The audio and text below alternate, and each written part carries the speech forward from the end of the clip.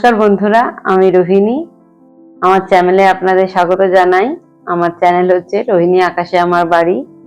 আপনাদের আকাশে আমার বাড়ি কতটার গল্পটা একদিন করেছিলাম। এটা আমার ছোটবেলায় সাহিত্য সভায় লেখা একটা ছোটবেলার একটা ছোট্ট গল্প ছিল, সেই রচনা ছিল, সেটার নামেই আমি চ্যানেলটার নাম দিয়েছিলাম। আজকে আবার এলাম আপনাদের সামনে। আমার এই ছোট্ট চ্যানেলটা মাঝে মাঝে যা হয় নিজের মতো করি।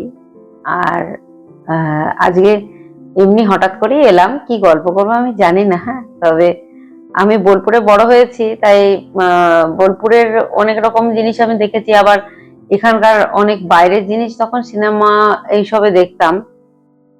তবে এখন এখানে এসে বুঝি যে সত্যি অনেকটা আলাদা। যেটা আমার মানে মনে হয় সেটাই আপনাদের একে একে বলবো। আজকে প্রথম যেটা বলতে শুরু করি, এখানকার ঘর বাড়ি নিয়েই প্রথমে বলি একটু। আমরা ছোটবেলা থেকে যেখানে বড় হয়েছি সেখানে ইট পাথর এসব দিয়ে বাড়ি হয়, আবার মাটি দিয়েও মাটির বাড়ি হয় দেখেছি। আর পাহাড়ের অঞ্চলে কখনো কখনো কাঠের বাড়িও দেখেছি। আর সাধারণত আমাদের ওখানে পপুলেশনটা সাধারণত মফস্বল শহরগুলোর পপুলেশন বড় শহর কলকাতা বোম্বে দিল্লি এগুলো থেকে কম, আবার তার থেকেও অনেকটাই জনসংখ্যা কম হচ্ছে গ্রামে। আবার যেরকম আমরা দেখি একটা মফস্বল শহরের পাশে রয়েছে কিছু গ্রাম, আবার কিছু গ্রাম পেরিয়ে একটা মফস্বল শহর, এরকম ভাবে আবার তার মাঝে একটা বড় শহর, এরকম ভাবেই। আর সাধারণত যে জনবসতি গুলো গড়ে ওঠে সেগুলো সাধারণত গ্রামের থেকে কৃষিকার্য কেন্দ্রিক হয়ে থাকে এবং সেখানে মাঠ ঘাট জমি এসব বেশি হয়, এই ধরনের দেখে বড় হয়েছি। আর একটা ভুল ধারণা আবার তৈরি হয়েছিল ছোটবেলায় বা মাঝবেলায়, যখন সিনেমা টিনেমা দেখে ভাবতাম বোধহয় যে আমেরিকাতে বোধহয় সব জায়গাতেই খুব বেশি বাড়ি হয়, বড় বড় বাড়ি ঘর যেরকম আমাদের দেশের বড় বড় শহরে আছে সেরকম।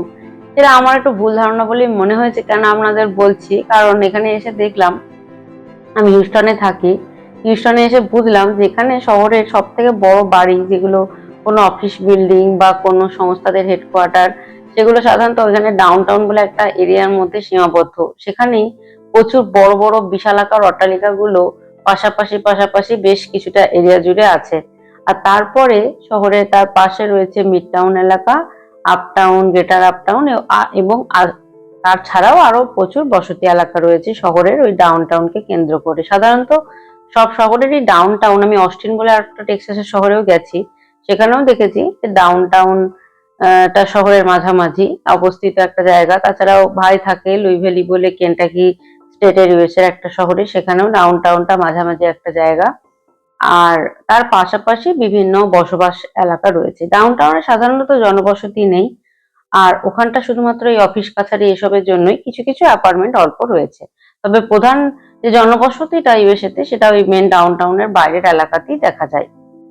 এবারে যেটা আমার অবাক লেগেছিল, এই ডাউন টাউনের যে বড় বিল্ডিং সেগুলোর মতো বিল্ডিং কিন্তু এখানকার যে বসবাস করার এলাকা বা রেসিডেন্সিয়াল এলাকায় দেখা যায় না। সেখানে সাধারণত দোতলা তিনতলা, খুব বেশি হলে 4-5 তলা বিল্ডিং গুলো থাকে। আর এখানে দুরকম ভাবে মানুষ বসবাস করেন, একটা হচ্ছে অ্যাপার্টমেন্ট যেখানে কেউ রেন্টে থাকেন বা কারোর পার্মানেন্ট, আর একটা হচ্ছে কারোর পার্সোনাল বাড়ি। এরকম আমাদের অঞ্চলেও মানে পশ্চিমবাংলাতেও আমরা যেখানে বোলপুর বা যেখানে যে কোনো জায়গাতেই যেরকম ফ্ল্যাটে মানুষজন থাকেন আবার পার্সোনাল বাড়িতেও থাকেন সেই রকমই। তো এই অ্যাপার্টমেন্ট বা বাড়ি যেটাই হোক ইউএসএতে, সেখানে আমি দেখেছি এখানে খুব ফাঁকা ফাঁকা ভাবেই বাড়ি ঘরগুলো হয়। মানে প্রতিটা বাড়িতেই অনেকটা করে ব্যাকইয়ার্ড এবং ফ্রন্ট ইয়ার্ডে জায়গা থাকে সামনে এবং পিছনে, এবং সেখানেও এখানে বাধ্যতামূলক ভাবেই গাছপালা লাগানোর কথা গভর্নমেন্টের তরফ থেকে বলা আছে। প্রত্যেকেই নির্দিষ্ট পরিমাণে ঘাস এবং গাছপালা বাড়ির সামনে এবং পিছনে লাগাতে হবে, এবং সেগুলোর কিন্তু মানে বাধ্যতামূলক ভাবে নিয়মিত পরিচর্যা করতে হবে। মানে অর্থাৎ ঘাসগুলো বড় হলে নিয়মিত কাটাতে হবে, গাছগুলো বড় হলে নিয়মিত কাটাতে হবে। আবার ঘাস বা গাছ কিন্তু রাখতেই হবে, না রাখলে কিন্তু হবে না, অবশ্যই রাখতে হবে সামনে ঘাস এবং গাছ। এমনকি আমরা যে অ্যাপার্টমেন্টে থাকি তার থেকে পাশেই রয়েছে একটা বড় রাস্তা, তার পাশে কিছু দোকানপাট আছে, একটা পেট্রোল পাম্প আছে, পেট্রোল পাম্পের পাশেই এখানে আমেরিকাতে 24 ঘন্টা 24/7 বলে একটু করে দোকান থাকে, মানে ওই নামে বা অন্য নামেও, যেখানে টুকটাক খাবার আইটেমস বা যে কোনো প্রয়োজনীয় টুকটাক জিনিস যেগুলো ইমার্জেন্সি সেগুলো পাওয়া যাবে। সেই দোকানপাটের সামনেও কিছু গাছ থাকে, বা তার পাশে যে রেস্টুরেন্টটা রয়েছে তার পাশেও কিছু গাছ থাকে। সেই গাছগুলোতে কিছু অটোমেটেড জল দেওয়ার মতো সিস্টেম করা আছে, যেগুলো সকালবেলায় এবং বিকাল বেলায় নির্দিষ্ট সময়ে মাটি থেকে উপরে উঠে আসে এবং তারপর ফোয়ারার মতো করে জল দেয় গাছগুলোতে, আবার মাটির তলায় চলে যায়। এগুলো মানে রিমোট কন্ট্রোল ভাবে কন্ট্রোল করা হয়ে থাকে অটোমেটিক্যালি। এইরকম ভাবে সেই গাছপালাগুলো আমরা এসে থেকে দেখছি যে নিয়মিত কিন্তু কাটিং করা হয় এবং গাছপালাগুলোতে জল দেওয়া হয়, ঘাসে জল দেওয়া হয়। এইরকম ভাবে প্রত্যেকটা বাড়িতেই, ম্যাক্সিমাম বাড়িতেই আমরা ওই অটোমেটেড মেশিন দেখেছি, যেটার মাধ্যমে তারাও প্রতিবার ঘাসে জল দেন, গাছে জল দেন। আবার কেউ কেউ পার্সোনালি বিকালবেলায় গরমকালে হাঁটতে গিয়ে নদীর ধারে দেখেছি পাইপ দিয়ে নিজের হাতেও জল দিচ্ছে। তো এখানে যেটা দেখলাম যে ওই যে ফ্ল্যাট জাতীয় বাড়িগুলো, সেগুলোও যে খুব বড় তা না। অর্থাৎ আমি ভেবেছিলাম আমেরিকার বোধহয় সব জায়গাতেই একদম ঘিঞ্জি একটা বাড়ি দিয়ে জায়গাটা, তা নয়। আমেরিকাতে জনসংখ্যাটা কম বলে প্রচুর এলাকা আছে, তার তুলনায় জনসংখ্যাটা কম। আর ওই বড় বড় বিল্ডিং গুলো ডাউন টাউনেই, আর বাকি অঞ্চলে ছোট ছোট বিল্ডিং, আর গাছপালা তার পাশাপাশি অনেকটাই রয়েছে। এটা হলো ওদের বাড়িঘরের যে ধরনটা, সেটার কথা বললাম। আর একটা যেটা বলছিলাম, যে আমাদের দেশে, ভারতবর্ষে সাধারণত আমরা পাহাড়ি অঞ্চলে কাঠের বাড়ি দেখলেও ম্যাক্সিমাম প্লেন এরিয়াতে ইট সিমেন্টের বাড়ি এবং সাধারণত তাছাড়া মাটির বাড়ি কোথাও কোথাও, যেগুলো আমরা দেখেছি গ্রামাঞ্চলে দেখা যায়। তবে এখানে আমেরিকা এসে দেখলাম যে এখানে বাসস্থান যে বাড়িগুলো রেসিডেন্সিয়াল, সেগুলো ম্যাক্সিমাম সবই হচ্ছে কাঠের। এখানে কাঠ প্রচুর পাওয়া যায়, তার কারণ হচ্ছে এখানে সরলবর্গীয় এবং খুব শক্ত কাঠের ওক, যে পাইন, যে জাতীয় গাছগুলো প্রচুর পরিমাণেই হয় এখানে ঠান্ডা জায়গা বলে, এবং এই কাঠগুলো ব্যবহার করে এগুলো দীর্ঘস্থায়ী অনেকদিন ধরে ঠিক থাকে বলে এই কাঠগুলো এখানে বিপুল পরিমাণে ব্যবহার হয়েছে। যেরকম এখানে ইলেকট্রিক্যাল পোল সবসময় একটা আস্ত গাছকেই কাঠকেই ব্যবহার করা হয়। একটা বিশাল পরিমাণে উঁচু 2 তলা 3 তলা সমান ইলেকট্রিক্যাল পোল, একটা ওই সরলবর্গীয় গাছের প্রধান গুড়িটাকে নিয়ে এসে সেটাকেই পালিশ করে তার উপরে ব্যবহার করা হচ্ছে ইলেকট্রিক্যাল পোল হিসাবে। এটা আমি দেখেছি। তাছাড়াও রয়েছে যে বাড়িঘর, এই যে আমি বসে আছি, আমার পিছনে দেওয়ালটা দেখে আপনাদের মনে হতে পারে যে এই বাড়িটা হচ্ছে সিমেন্টের, তা কিন্তু নয়। এখানে কাঠের ফ্রেম বানিয়ে শুধুমাত্র মাটিতে যে ভিতটা হবে সেটা ইট আর সিমেন্ট দিয়ে করা হয়। এই ভিতের উপরে পুরো বিল্ডিংটাই, যেটা আমি দোতলাতে থাকি, এরকম ভাবে 2 তলা 3 তলা 4 তলা পর্যন্ত বিল্ডিং পুরোটাই কাঠ দিয়ে তৈরি করা হয়। পুরো কাঠের ফ্রেমে, যেরকম ভাবে আমাদের ওখানেও কারিগররা করেন, এখানেও ওইভাবেই যারা বিল্ডার্সরা আছে তারা কাঠ দিয়ে দিয়ে জয়েন করে ইট সিমেন্টের বদলে কাঠ দিয়ে বাড়ি করা হয়। তারপর সেখানে পুটি করে রং করে দেওয়া হয় এবং বাইরের ফিনিশিং করা হয়। আমি রাস্তায় আমি যখন হাঁটতে যাই, অন্যান্য ভিডিওতে দেখে থাকবেন, বাড়িগুলোকে দেখে পুরোপুরি সিমেন্টের মনে হবে বাইরে থেকে, কিন্তু প্রত্যেকটা বাড়ি কিন্তু কাঠের বাড়ি। এখানে এই একটা বৈশিষ্ট্য দেখেছি যে প্রতিটা কাঠের বাড়ি। এবং এই হিউস্টন এলাকাতে বরফ পড়ে না, তবে প্রচুর বৃষ্টিপাত হয়, আর ইউএস এর বাকি অঞ্চলে তো বরফ পড়ে। সেই জন্য সাধারণত এখানে বাড়ির মাথাগুলো সাধারণত আর্চিং করা থাকে, অর্থাৎ ঢাল করা থাকে, যাতে বরফ বা জল ওপরে জমতে না পারে। যদিও কোনো কোনো অ্যাপার্টমেন্টের মাথা ফ্ল্যাট হয়। অ্যাপার্টমেন্ট গুলো সাধারণত বাড়ি, পার্সোনাল বাড়িগুলোর মাথাগুলো এরকম ভাবে ঢাল করা থাকলেও অনেক অ্যাপার্টমেন্টের মাথাগুলোই ফ্ল্যাট হয়। যেরকম ভাবে আমাদের অ্যাপার্টমেন্টের মাথাটাও কিন্তু ফ্ল্যাট। এবং সেক্ষেত্রে কি সিস্টেম করা থাকে, ওই যেরকম ভাবে রেন পাইপ করা থাকে, যে বৃষ্টির জল যাতে বেরিয়ে যায়, সেরকম ছাদ থেকে তলা পর্যন্ত রেন পাইপ করা থাকে। এটা একটা বৈশিষ্ট্য আমি দেখেছি।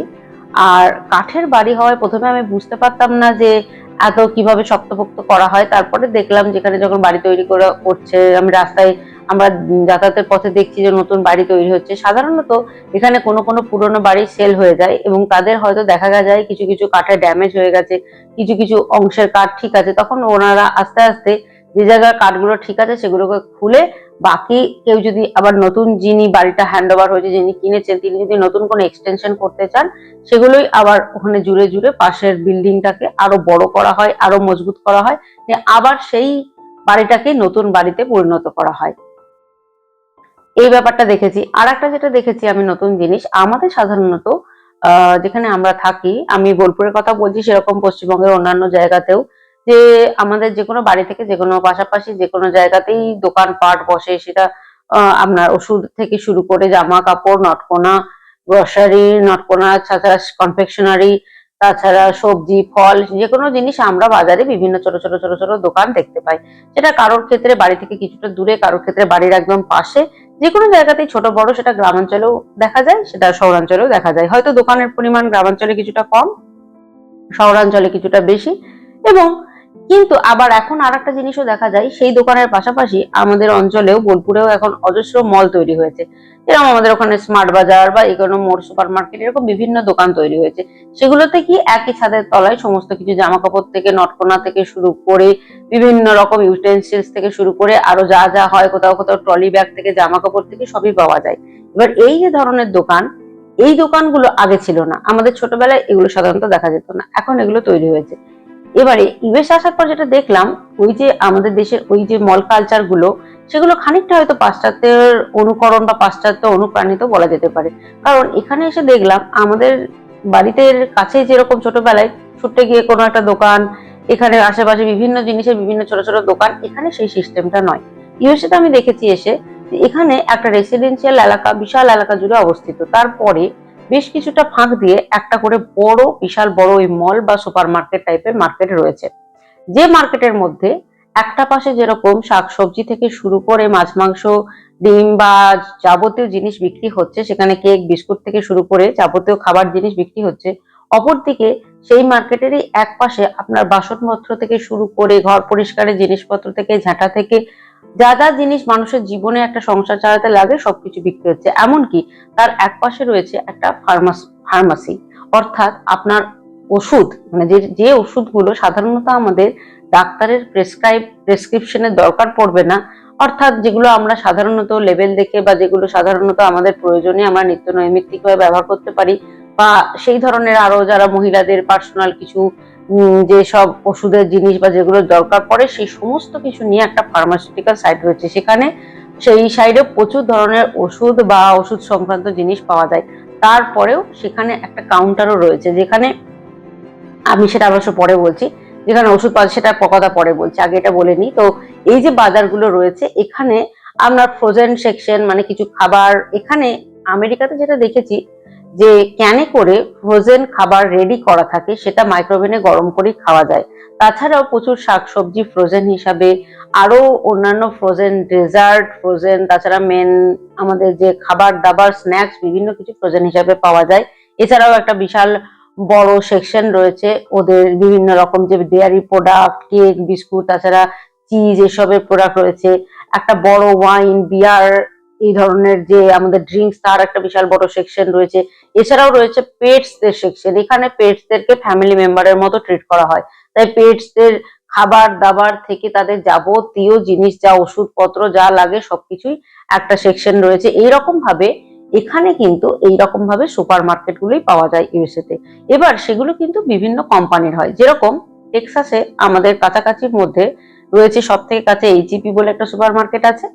আর তাছাড়া এখানে ক্রোগার, অলডি, আরো একটা জিনিস টেক্সাসে, ক্রোগার অলডি যেরকম সারা ইউএসএ তেই আছে, কস্কো সারা ইউএসএ তেই আছে। আর তাছাড়া টেক্সাসে আর একটা রয়েছে ফিয়েস্তা বলে, ফিয়েস্তা মার্ট, সেটা সাধারণত টেক্স মেক্স মানুষদের জন্য, টেক্সাসের মেক্সিকান মানুষদের মার্কেট। সেখানেও প্রচুর খাবারের ভ্যারাইটি এবং প্রচুর জিনিসপত্র পাওয়া যায়। এরকম ভাবে আরো অনেক মার্কেট রয়েছে। আর এক ধরনের দোকান রয়েছে সুপার মার্কেট, যেটা হচ্ছে ওয়ালমার্ট। এই ওয়ালমার্টের সাথে অন্যান্য যেগুলো দোকানগুলো বললাম, সেগুলোতে সাধারণত জামা কাপড় বা অন্যান্য যে ইউটেন্সিলস বা ঘরের যে কম্বল, বালিশ, বিছানা, এইসবের ভ্যারাইটি গুলো কিন্তু ওয়ালমার্টেই বেশি পাওয়া যায়। তাছাড়া ওয়ালমার্টের ক্ষেত্রে কিন্তু আপনার মাইক্রো ওভেন থেকে শুরু করে ওয়াশিং মেশিন থেকে, টিভি থেকে, ল্যাপটপ থেকে, এভরি ইলেকট্রনিক ডিভাইস পাওয়া যায়। তাছাড়া সাইকেল বিক্রি হয়, কোনো কোনো ওয়ালমার্টে 4 চাকা বিক্রি হয়। আপনি বুঝতেই পারছেন যে মলে আপনি সবজি কিনবেন, সেই মলেই কিন্তু আপনি 4 চাকাও কিনতে পারবেন। মানে এটা, এইরকম বাজারটা আমি ভারতবর্ষে থাকতে দেখতে পাইনি, এখানে এসেই দেখেছি। এইবার এখানেও একটা ফার্মাসিউটিক্যাল সেকশন আছে ওয়ালমার্টেও, এটা বললাম। তারপরে এবার আপনাকে যেটা বলি, এখানকার ওষুধের ব্যবস্থা। আমি ছোটবেলা থেকে দেখে আসছি বাড়ির কাছে যে কোনো আমাদের ফার্মাসি আছে, সেই বিভিন্ন ফার্মাসিতে তারা তাদের বিভিন্ন হসপিটালের ডাক্তারেরা সেখানে বসেন, বা যারা প্রাইভেট প্র্যাকটিস করেন সেই ডাক্তার বাবুরা আসেন, এবং সেখানে আমরা তাদেরকে নাম লিখিয়ে ডাক্তার দেখাই, তারপর ওষুধ নিই। কখনো কখনো আমরা হসপিটালেও ডাক্তার দেখাই, কিন্তু সেই ওষুধটা আবার অন্য দোকানেও কিনে থাকি, এবং ওখানে বিভিন্ন ফার্মাসি রয়েছে। এবারে এখানে এসে যেটা দেখলাম, এখানে সাধারণত ওরকম ভাবে খুচরো খুচরো ফার্মাসি হয় না। কিছু কিছু এখানে যেরকম সিভিএস ফার্মাসি, এবং ওয়ালগ্রিন এরকম কিছু কিছু মাত্র ফার্মাসিউটিক্যাল কোম্পানি আছে, মানে ওষুধের দোকান আছে, যারা বড় বড় বিশালাকার একটা করে দোকান, সেই দোকানেই একমাত্র ওষুধ আপনাকে কিনতে হবে। আমাদের এখানে বাড়ির কাছ থেকে একটু একটু গেলেই পাশেই রয়েছে দুটো দোকান। সিভিএস ফার্মেসির একটা দোকান রয়েছে, এটা সারা ইউএসএ জুড়ে এদের দোকান আছে। সিভিএস ফার্মেসির একটা দোকান আছে আর ওয়ালগ্রিনেরও একটা দোকান আছে।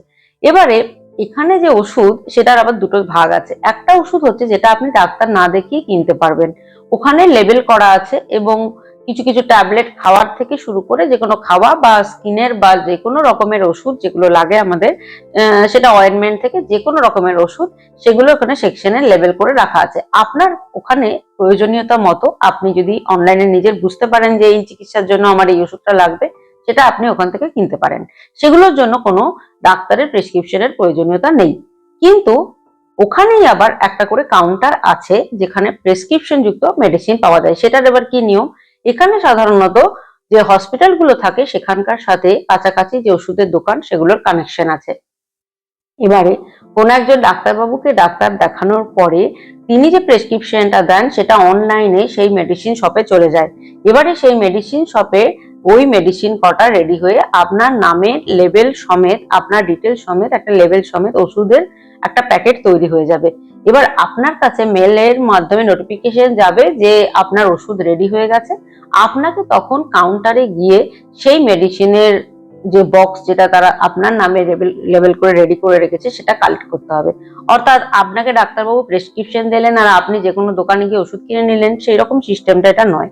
এখানে ওষুধটা আগে থেকে রেডি হয়ে যায় তার নামে, সেই ওষুধটা এবারে কিনে নিল। এবার হচ্ছে কথা যে ওষুধ যদি শেষ হয়ে যায়, যখন ওষুধ শেষ হয়ে যাবে তখন আবার ওখানে ওখানে ওদেরকে রিকোয়েস্ট করতে হবে এবং ওরা আবার আপনার নামে ওষুধটা রিফিল করে দেবে। ওষুধটা আবার ওখানে রিস্টক করে আবার একটা প্যাকেট তৈরি করে দেবে, তখন আপনাকে কালেক্ট করতে হবে। এবারে হ্যাঁ, এটা আমার ক্ষেত্রে মনে হয়েছে হয়তো এটাতে একটু ফ্রিনেস কম আছে, কিন্তু এটার ভালো দিকও আছে হয়তো, সেই জন্য এরা এটা করেছে যে যে কোনো জায়গায় যে কোনো ওষুধ যে কেউ কিনে নেবে, সেটা ওরা চাইছে না। ওরা চায় যে নির্দিষ্টভাবে যে ওষুধটা যার কাছে যাওয়া দরকার সেখানেই যেন সেই মানুষটা যাতে পায়, সেটার জন্য ওরা এটা সিস্টেমটা করেছে। অথচ এটা অন্যদিকে আমাদের দেশের ক্ষেত্রে এটা একটু আলাদা। আমাদের দেশে যে কেউ যে কোনো ওষুধ যে কোনো সময় বাজারে কিনতে পারেন, সেটা হয়তো প্রেসক্রিপশন থাকলেও কিনতে পারবেন, প্রেসক্রিপশন না থাকলেও কিনতে পারবেন। এই ব্যাপারটা আমি যতটুকু বুঝেছি, একটা আপনাদের এই দিকটা একটু বললাম। আর একটা জিনিস বলি, এখানে এখানে সাধারণত দোকানে যে দামগুলো লেখা থাকে সেই দামে জিনিস কিনতে হয়, যেটা আমাদের দেশেও এখন মলের মধ্যে হয়ে গেছে। সাধারণত দরদাম করার ব্যাপারটা এখানে খুব একটা আসে না, অন্তত যে সুপার মার্কেট গুলোতে আমরা যাই সেখানে যে লেভেলে যে দাম লেখা আছে সেই দামেই জিনিসপত্র কিনতে হয়। আর কখনো কখনো সেখানে অফার যুক্ত একটা করে লেভেল টাঙানো থাকে, সেই অফারটা যদি আপনি অ্যাভেল করতে চান, সেখানে যে কন্ডিশন আছে সেই রকম জিনিস কিনলে আপনি অফারটা অ্যাভেল করতে পারবেন। আর এখানে আবার আরেক ধরনের ইউএসএতে আরেক ধরনের বাজার হয়। সেই বাজারগুলো হচ্ছে যে একটা নির্দিষ্ট দামের একটা হোলসেল মার্কেট, মানে হোলসেল বলবো না, মানে হচ্ছে আপনার ফিক্সড মার্কেট। হোলসেল বলে ফেললাম, হোলসেল মার্কেটের কথা আলাদা, ফিক্সড মার্কেট মানে কিরকম, এখানে ডলার ট্রি এরকম আরো কিছু কিছু মার্কেট আছে যেখানে আপনার একটাই দাম মোটামুটি ফিক্স করা আছে, হয়তো সেটা $1.25 বা $3 $5 এরকম। সেই দামেরই জিনিস কিন্তু সেখানে সেই মার্কেটে পাওয়া যাবে, মানে যা যা জিনিস আছে সবই সেই দামে পাওয়া যাবে। এইরকম একটা ফিক্সড মার্কেট হচ্ছে ডলার ট্রি। আমি ডলার ট্রিটা গেছি, সেটার কথা আপনাদের বলি। ডলার ট্রি একটা মার্কেট যেখানে আপনি গিফট সংক্রান্ত থেকে কিচেনের সংক্রান্ত বা বাথরুম সংক্রান্ত বা বিউটি জিনিস, যে কোনো রকম বাচ্চাদের খেলনা, চকলেট, আরো যাবতীয় অনেক কিছু পাওয়া যায় সেই মার্কেটে। কিন্তু সেই মার্কেটে ম্যাক্সিমাম জিনিসেরই দাম হচ্ছে $1.25। অর্থাৎ ওটা একটা সস্তা বলা যেতে পারে, বা এই দেশের একটু মানে দাম কম যুক্ত একটা মার্কেট, যেখানে আমরা যে কোনো জিনিস কম দামে একটু পাওয়া যায়।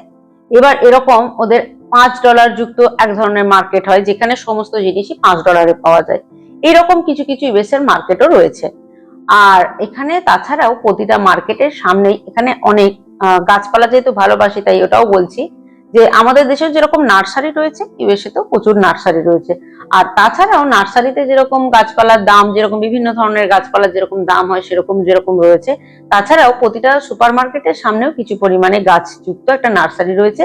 আর তার পাশেই রয়েছে ফুলের দোকান, মানে আমি ফুলের দোকান বাংলাতেই বললাম, মানে আমাদের ওখানেও যেরকম ফুলের মালা ইত্যাদি বিক্রির জন্য একটা করে দোকান হয়, বোলপুরে তো ওরকম চৌরাস্তা মোড় বলে একটা মোড় আছে, সেখানে বেশ কয়েকটা দোকান রয়েছে। সেখানে বিভিন্ন ফুলও বিক্রি হয়, ফুলের মালাও বিক্রি হয়। যেরকম আমাদের সাধারণত বাঙালিদের পূজা পার্বণ ইত্যাদি কাজে বা বিভিন্ন ঘর সাজানোর জন্য ফুলের দরকার হয়, সেগুলো সবার তো বাড়িতে ফুল থাকবে না, ফুলের গাছও নেই, হয়তো সবার বাড়িতে ফুলও নেই, সেই জন্য সেখানে অনেক ফুল সংগ্রহ করা যায়। সেই রকমই এখানেও ফুলের মালা বিক্রি হয় না, এখানে সাধারণত বুকে বিক্রি হয়, ফুলের তোড়া বিক্রি হয়। সাধারণত এখানে যে চার্চগুলি রয়েছে, বেশ সেটার কথা আবার পরে বলছি, যাই হোক চার্চে অনেকেই ফুল নিয়ে যান বা একজন আরেকজনের বাড়ি গেলেও এখানে একটা তোড়া দেওয়ার একটা ব্যাপার রয়েছে। সেই জন্য এখানে প্রতিটা মলেই নার্সারি সেকশন রয়েছে, আর তার পাশেই রয়েছে একটা ফুলের সেকশন। সেখানে বিভিন্ন ধরনের ফুল গাছের পাশাপাশি বিভিন্ন সুন্দর সুন্দর ফুলের তৈরি করা তোড়া পাওয়া যায়। তাছাড়া ওখানে কাস্টমাইজও করা যায়, মানে আপনি অর্ডার দিলে আপনাকে নির্দিষ্ট মতো তোড়া বানিয়েও ওখানে দেওয়া হবে। এইরকম ব্যাপারটাও আমি দেখেছি। আর যেটা বলছিলাম যে চার্চের কথা, আমাদের যেরকম পশ্চিমবাংলায় আমরা দেখেছি, আমি যেহেতু আমি নিজের হিন্দু ধর্মের কথাটাই বলবো, বা আমাদের এখানে হিন্দু বলবো না, মানে ভারতবর্ষে আমাদের বিভিন্ন ধর্মের মানুষ আছেন, হিন্দু, মুসলমান, শিখ, জৈন, বিভিন্ন মানুষ আছেন, প্রত্যেকেরই তাদের ধর্মস্থান রয়েছে এবং সেখানে গিয়ে আমরা প্রত্যেকে প্রার্থনা করি। সেটা আমাদের মন্দির হোক, মসজিদ হোক, গুরুদ্বারা হোক, যাই হোক, সমস্ত জায়গাতেই আমরা দেখতে পাই, মঠ হোক, সব জায়গাতেই রয়েছে। এবার এখানেও যেহেতু ইউএসএ তে কোনো নির্দিষ্ট ধর্মের মানুষ যে এই মানুষ এখানে থাকেন তা নয়, তবে যেহেতু এখানে অনেক পরিমাণে বেশি পরিমাণে খ্রিস্টান মানুষরা রয়েছেন, তাই এখানে চার্চের সংখ্যাটা একটু বেশি দেখা যায়। এখানে আমি হিউস্টনের কথাটাই বলতে পারবো। হিউস্টনে আমরা যে এলাকায় থাকি সেখানে ডাউনটাউন থেকে শুরু করে আরো বেশ কিছু জায়গাতেই প্রচুর পরিমাণে চার্চ দেখা যায়। আর তাছাড়া এখানে প্রবাসী, সাধারণত ইন্ডিয়ান, পাকিস্তান, তাছাড়া চায়না, ভিয়েতনাম, বাংলাদেশ, বিভিন্ন দেশের যে মানুষ রয়েছেন তাদেরও নিজ নিজ ধর্মের প্রতিষ্ঠান এখানে গড়ে উঠেছে। যেরকম আমরা গেছি, এখানে ইস্কনের মন্দির রয়েছে হিউস্টনে, তাছাড়া রয়েছে আপনার শিবশক্তি মন্দির বলে একটি মন্দির আছে, তাছাড়া বিড়লা গ্রুপেরও মন্দির আছে। সেই মন্দিরটা যদিও আমি যাইনি, সেটা একটু দূরে বলে, আমি যেখানে থাকি বলে সেখান থেকে। তো যাই হোক, সেইগুলো যেরকম রয়েছে সেরকম চার্চও রয়েছে। এখানে চার্চের মধ্যে আমি এখন অব্দি যাইনি, তবে অনেকেই আমাদের বন্ধুরা গেছে। এখানে রবিবারে চার্চের যে প্রেয়ারটা হয়, সাধারণত এখানে শনি রবিবারেই চার্চে বেশি ভিড় দেখা যায়। আর এখানে চার্চে যখনই যান কেউ, তখন অনেকেই চার্চের মধ্যে ফুল এবং মোমবাতি নিয়ে দেখা যায়, মোমবাতি সঙ্গে করে নিয়ে যেতে দেখা যায়। এটার কথায় কথায় মনে পড়লো তাই বলি, এখানকার যে কোনো মলে একটা সেকশন থাকে যেখানে বিভিন্ন ধরনের সেন্টেড ক্যান্ডেল, এই ইউএসএ আসার পরে আমি দেখেছি সেন্টেড ক্যান্ডেল বিভিন্ন ধরনের কাঁচের জারের মধ্যে বিভিন্ন ফ্লেভারের বিভিন্ন ধরনের শৌখিন শৌখিন ক্যান্ডেল বিক্রি হয়। অনেকেই এখানে, আমরা যেরকম ছোট থেকে ক্যান্ডেল, লণ্ঠন বা হ্যারিকেন আমাদেরও আগের মায়েদের কাছে শুনেছি যে আলোর মানে কারেন্ট না থাকলে সেটার জন্য ব্যবহার করা হয়, তবে এখানে ক্যান্ডেল সেন্টেড হিসাবে, মানে ঘরের যেরকম আমরা ধূপ জ্বালাই যেরকম, বা বিভিন্ন ধরনের ধূপ ধুনো যে ব্যবহারটা রয়েছে, এখানেও কিন্তু সেন্টেড ক্যান্ডেল জ্বালানোর একটা বিশাল প্রচলন রয়েছে। এখানে সেন্টেড ক্যান্ডেল যেরকম চার্চেও জ্বালানো হয়, মানে ঠাকুরের উদ্দেশ্যেও জ্বালানো হয়, তাছাড়াও এখানে ঘরের মধ্যে সুগন্ধ ছড়ানোর জন্য সেন্টেড ক্যান্ডেলের খুবই প্রচলন রয়েছে।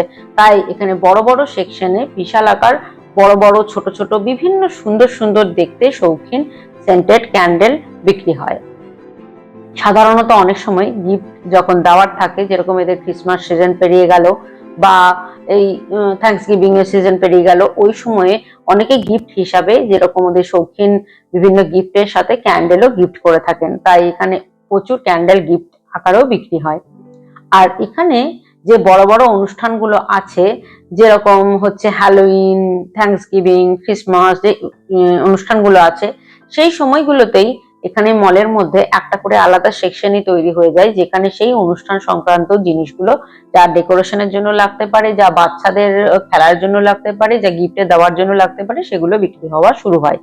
এবারে বলি, সেটার কথা একটু আগে বলি, যেরকম আমি এর তুলনাটা নিয়েই বলছি, হয়তো তুলনাটা নিয়ে বলতে আমার ভালো লাগছে তাই বলছি, আপনাদের বুঝতে হয়তো সুবিধা হবে বলেও বলছি, বা হয়তো আমার নিজের বলতে ভালো লাগছে তাই বলছি। এখানে আমরা যেরকম বাড়ির কাছে দেখতাম যে কোনো পুজোর সময়ে একটা করে বাজির দোকান বসে যেত, যেখানে বিভিন্ন ধরনের বাজি, যদিও এখনো বাজি ব্যান্ড করা হয়েছে, তাও আগে আমরা ছোটবেলায় দেখতাম মোমবাতি, প্রদীপ, তার সঙ্গে সঙ্গে দীপাবলির সময় বিভিন্ন ধরনের বাজি বিক্রি হচ্ছে। তাছাড়া অন্যান্য সময়ে আমরা দেখতাম যে বেলুন এসব বিক্রি হচ্ছে, কোথাও রাখির সময়ে আমরা দেখতাম দোকান বসেছে, রাখি বিক্রি হচ্ছে, এরকম ভাবে কখনো কখনো ঝুলন বসতো। এইভাবে ঝুলনের সময় ঝুলন বস্তু বলছি, ঝুলনের সময় মেলা হতো। এইরকম ভাবে বিভিন্ন ধরনের অনুষ্ঠানের ক্ষেত্রে আমরা বিভিন্ন দোকানপাট বসতে দেখেছি, যেখানে সেই অনুষ্ঠান সংক্রান্ত জিনিসগুলো সেই সময় বিক্রি হয়েছে বলে। সেটা দীপাবলি হোক, সেটা রাখি হোক, যেরকম সেরকম এখানেও সেরকমই হ্যালোউইনের সময়ে এখানে যেরকম ভূতের মুখোশ, ভূতের কস্টিউম, ভূতের ডেকোরেশন, তাছাড়া হ্যালোউইনের সময় যেহেতু কুমড়ো বা পামকিন দিয়ে ডেকোরেশন হয়, সেই পামকিন গুলো বিক্রি হচ্ছে। আবার ক্রিসমাসের সময় ক্রিসমাসের জিঙ্গেল বেল থেকে শুরু করে ক্রিসমাস ট্রি, তাছাড়া ক্রিসমাসের সময় আরো যা যা ডেকোরেশন সবাই ঘরে করেন, ক্রিসমাসের সময় একজন আরেকজনকে গিফট দেন, এরকম গিফট ইত্যাদি বিভিন্ন জিনিস বিক্রি হতে দেখা যায়। ক্রিসমাসে যেহেতু চকলেট আদান প্রদানেরও একটা বিশাল প্রচলন রয়েছে এই ইউএসএ তে, তাই এটা অবশ্য এগুলোর ক্ষেত্রে অনেকটাই ইউরোপের ক্ষেত্রেও প্রযোজ্য। তবে আমি যেহেতু ইউরোপ যাইনি, তাই ইউরোপের কথার ব্যাপারে আমি কমেন্ট করছি না, এখানে আমি ইউএস এর কথাটাই বললাম। এই ব্যাপারটাও যেরকম একটা দেখলাম, এই বিভিন্ন দিক আপনাদের বললাম। এবার আসি আর একটা দিকে, এখানকার খাবার দাবারের দিকে। আমরা যেরকম বাঙালিরাও বিভিন্ন ধরনের খাবার খাই, এবার ভারতবর্ষে তো শুধু বাঙালি নেই, এরকম ভারতবর্ষের বিভিন্ন অঞ্চলের মানুষ বিভিন্ন রকম খাবার খান, এখানেও ঠিক তেমনই। ইউএসএ তেও যে একটা নিজস্ব খাবার, ইউএসএ এর এটা খাবার এরকম বলে কিছু নেই। ইউএসএ যেরকম টেক্স মেক্স বলে, আমি যে হিউস্টনে থাকি যেটা টেক্সাস স্টেটের মধ্যে, তাই এখানে টেক্স মেক্স বলে, টেক্সাস মেক্সিকান বলে এক ধরনের ডিশ খুব প্রচলিত, তাদের বিভিন্ন কুইজিন আছে। তাছাড়াও যেহেতু ইউএসএ তে একটা এমন জায়গা যেখানে বিভিন্ন দেশের মানুষ এসে এখানে অনেকেই স্থায়ীভাবে রয়ে গেছেন, তাই বিভিন্ন কুইজিনের খাবার দাবারই এখানে পাওয়া যায়। আর নিজস্ব ইউএস এর খাবার বলে কোনো খাবার হয় না। সাধারণত এখানে যে ধরনের ফাস্ট ফুড টাইপের খাবার, যেগুলো বার্গার, আপনার পিজা, এই ধরনের জিনিসগুলোর দোকান সাধারণত অনেক বেশি দেখা যায়। কিন্তু তাছাড়াও একটু ভালো করে খুঁজলেই অনেক ভালো, মানে টেক্সাস কুইজিনের যে টেক্স মেক্স কুইজিনের মেক্সিকান, তাছাড়াও আমরা চাইনিজ, ভিয়েতনাম, এশিয়ান যেগুলো সেগুলোও পাওয়া যায়। আরো বিভিন্ন ধরনের ইউরোপিয়ান, ইটালিয়ান খাবার, এই ধরনের আরো নানান ধরনের দোকান আছে খাবারের। বিভিন্ন দেশে বিভিন্ন কুইজিনের দোকান পাওয়া যায় এখানে। আর তাছাড়া ইন্ডিয়ান দোকান তো রয়েছে, আমরা ইন্ডিয়ান দোকানে, পাকিস্তানি দোকান, এরকম বাংলাদেশি দোকান, এরকম বিভিন্ন দেশের দোকান রয়েছে। তবে এখানকার ইউএস এর ডিশ খাবো বলে যে কথাটা ভাবছিলাম, সেরকম ভাবে ইউএস এর ডিশ বলে কিছু নেই। আমরা ইউএস এর ডিশ বলতে কিন্তু ওই টেক্স মেক্স ডিশটাই পেয়েছি, এগুলোর কিন্তু ভ্যারাইটি রয়েছে প্রচুর। এবারে খাবার কিরকম সেটা আপনাদের পরে বলছি, তার আগে এখানকার মানে খাবারের দোকানের কথাটাই বলে নিই। এখানে খাবারের যেরকম দোকান রয়েছে যেগুলোতে আপনার স্ন্যাক্স আইটেম পাওয়া যায়, এরকম দোকানও রয়েছে। আর কিছু দোকান রয়েছে যেগুলো রেস্টুরেন্ট, সেখানে আমরা যেরকম ইন্ডিয়া বা পশ্চিমবাংলায় যেরকম ভাবে রেস্টুরেন্টে অর্ডার করে খাই, সেরকম দোকানও রয়েছে। আর খাবারের বলতে টেক্সাসের যে মেক্সিকান ডিশগুলো রয়েছে সেগুলোতে আমরা দেখেছি এখানকার একটা ট্যাকো বলে একটা খাবার আছে। এখানকার খাবারের সাথে আমি আমাদের ভারতবর্ষের খাবারের কিছু কিছু মিল পেয়েছি। ট্যাকো বলে যে খাবারটা আছে এখানে, সেটা হচ্ছে জাস্ট পরোটার মতো। এবার এখানে পরোটার মধ্যে সাধারণত আমরা যে রোল বানিয়ে খাই ইন্ডিয়াতে, এখানে ট্যাকোর মধ্যে বিভিন্ন ধরনের জিনিস এখানে স্টাফিং হিসেবে দেওয়া থাকে। সেটা আপনার ভেজ হতে পারে, সেটা চিকেন হতে পারে, সেটা আপনার পর্ক, বিফ, যা কিছু হতে পারে। কখনো কখনো আবার রাইস, মানে ফ্রাইড রাইসের মতো একটা রাইসকেও ট্যাকোর মধ্যে ভরে স্টাফিং করে খাওয়া হয়, এই ধরনের ব্যাপারটা। তারপরে আরেকদিন আপনাদের গল্প করেছিলাম, এখানে ট্যামালে বলে একটা ডিশ পাওয়া যায় মেক্সিকান, যেটা কিনা আমাদের ওখানে পাতুরির মতো, এখানে সেটাকে ভুট্টার পাতা বা কলা পাতার মধ্যে মুড়িয়ে রান্না করা হয়। সেটা আমাদের ওখানে যেরকম পাতুরিতে লাউ পাতা বা কলা পাতার ব্যবহার করা হয়, এরকমই এক্স্যাক্টলি অনেকটা মিল রয়েছে। তাছাড়া এখানে আরো অনেক ধরনের ডিশে আছে, আমি এখন বলতে শুরু করলে ভিডিও অনেকটা বড় হয়ে যাবে। এই ধরনের টুকটাক আপনাদের বললাম খাবার দাবার নিয়েও। আজকে আমার এইটুকুই বলার, আর আরো কথা যখন মনে পড়বে তখন বলবো। এখন আমি ঠিক করেছি আপনাদেরকে মাঝে মাঝেই গল্প করে, মানে সব কথা কি হয়, যখন ভিডিওতে আমি কোথাও বেড়াতে যাই তখন আমি অনেক কথা হয়তো ভাবি শেয়ার করব, বলবো, গল্প করব, কিন্তু সেগুলো বলে উঠতে পারি না। কারণ কি হয়, সেই জায়গাটার সম্বন্ধেও বলি, তার ফাঁকে ফাঁকে এগুলো বলতে গিয়ে ভিডিওটা অনেক বড় হয়ে যায়। আজকেও ভিডিওটা বড়ই হয়ে গেল, তাও আপনাদেরকে আমি বলে বোঝানোর চেষ্টা করলাম যে এখানকার প্রকৃতি, গাছপালা, পশু পাখি, এগুলো নিয়ে আরেকদিন বলবো। প্রচুর দিক রয়েছে আসলে, যে দুটো ভূখণ্ড যে তফাৎটা রয়েছে, সেটা তো কিছু কিছু তফাৎ তো হবেই। এবার কিছু কিছু তফাতের পাশাপাশি কিছু কিছু মিলও আমার চোখে পড়ে, সেগুলোই আমি নিজের মতো করে আমার ভাবনায় যেটা আসে সেটাই আমি চেষ্টা করি আপনাদের সাথে ভাগ করে নেওয়ার। এবার হয়তো সেটা ইন্টারেস্টিং হতেও পারে, নাও হতে পারে, সেটা আমার কিছু সেটা আমার কন্ট্রোলের উপর নয়, আমি তো আমার মতো করেই করব। আমি আমার চ্যানেলটাতে আমি ভিডিওগুলো আমার মতো করে করেই করে যাই। এবারে হয়তো সেটা ইন্টারেস্টিং হতেও পারে, নাও হতে পারে। আমি তো আসলে শিখছি, এমন তো নয় যে আমি জানি অনেক কিছু, বা হয়তো কোনটা বেশি ইন্টারেস্টিং হবে সেটা জেনেই ভিডিওটা করি। আবার আর একটা জিনিসও, ধরুন অনেকের ভিডিও দেখে আমি ভিডিও করাটা চেষ্টা করলাম, কিন্তু কি হয় বলুন তো, আমি তো কারোর দেখে নকল করে ভিডিও করতে পারবো না। যদি নকল করে করি তাহলে তো ভিডিও করার কোনো মানে নেই, আমাকে তো আমার মতো করে করতে হবে, কারণ এটা তো আমার একটা নিজস্ব জায়গা। তাই জন্যই হয়তো মানুষের পছন্দ হবে কি হবে না সেটা আমি আগে বুঝতে পারি না, আমি নিজের মতো করে করি, হয়তো কোনোটা ভালো লাগে যায় সবার, কারণটা হয়তো ভালো লাগে না কারণ, এরকম ব্যাপারটা চলতেই থাকে। আর আরো একটা দিক, আমি বিভিন্ন দিকে ভিডিও করি, মানে একদম নির্দিষ্ট যে প্রতিদিনই বেড়াতে যাচ্ছি তা তো নয়। আবার কখনো কখনো হয়তো মনে হলো কিছু একটা রান্না করলাম শখে, সেটারও ভিডিও করে দিই। কখনো কখনো মনে হলো যে কোথাও বেড়াতে গেলাম, সেটা আপনাদের সাথে ভাগ করি। কখনো কখনো আমি যেহেতু কেমিস্ট্রি, আমার যেকোনো যেকোনো ছোট জিনিসের মধ্যে যে কেমিস্ট্রি গুলো লুকিয়ে আছে সেগুলো জানতেও ভালো লাগে, আর সেগুলো সবাইকে বলতেও ভালো লাগে, সেগুলো নিয়েও ভিডিও করে দিই। আবার কখনো কখনো ছবি আঁকতে ভালো লাগে, কখনো গাছপালা ভালো লাগে, যা ভালো লাগে সেটা নিয়েই করি। সেই জন্য চ্যানেলটা যে কোন দিকে, মানে একটা নির্দিষ্ট দিকে সেটা নয়, বিভিন্ন দিকেই চলছে। আর আজকে যেরকম মনে হলো যে আজকে এখানে মানে হিউস্টনে আজকে প্রথম নেগেটিভে টেম্পারেচার গেছে, মানে এখানে ইউএসএ তে অন্যান্য জায়গাতে অনেকদিন ধরেই মাইনাসে টেম্পারেচার থাকলেও হিউস্টনে কাল থেকে মাইনাসে টেম্পারেচার রয়েছে, খুবই ঠান্ডা। এবার আমি যেহেতু যে অঞ্চল থেকে বোলপুরে আছি সেখানেও ঠান্ডা খুবই পড়তো, বীরভূমেও ঠান্ডা খুবই পড়ে, কিন্তু তাও মানে এখানকার ঠান্ডাটা তো একটু অন্য ধরনের, তাই প্রতিদিনই হাঁটতে অনেক সময় বেরিয়ে যায়। আজকে সকালবেলাটায় হাঁটতে বেরোতে যেতে পারিনি, কারণ একটু ভাবছিলাম যে ঠান্ডা লেগে যাবে কিনা, তাই ভাবলাম যে আপনাদের সাথে খানিকক্ষণ একটু গল্প করি। আর এই যে দেখতেই পাচ্ছেন পিছনে একটু ঘরের টুকটাক যা সাজিয়েছি, মানে সাজানো কিছুই নয়, আমি একটা করে ছবি আঁকি, তারপর এখানে আর যেটা আপনাদের বলা হয় না, একটা মজার কথা, এখানে যে দেওয়ালগুলো যে কাঠের সেটা বোঝার আর একটা সহজ উপায় হচ্ছে, দেখুন বোর্ড পিন, যেটা আমাদের সাধারণত কোনো নোটিশ বোর্ডে নোটিশ টাঙাতে ব্যবহার করা হয়, সেই বোর্ড পিন দিয়ে কিন্তু এখানে দেওয়ালের মধ্যে ফুটো করে এরকম ভাবে ছবি টাঙিয়ে দেওয়া যায়। তো যাই হোক, এইসব অনেক কথা বললাম, আর এবার কি, এবার ভিডিওটা শেষ করি। আপনারা সকলে ভালো থাকবেন, সুস্থ থাকবেন, আর ভালো লাগলে চ্যানেলটাতে সাপোর্ট করবেন, অবশ্যই সাবস্ক্রাইব করবেন বা লাইক কমেন্ট যা ভালো লাগে করবেন। আর আবার নতুন একটি ব্লগে দেখা হচ্ছে অবশ্যই, আমি তো আবারও আসবোই অবশ্যই। আজকে এখানেই শেষ করছি, নমস্কার।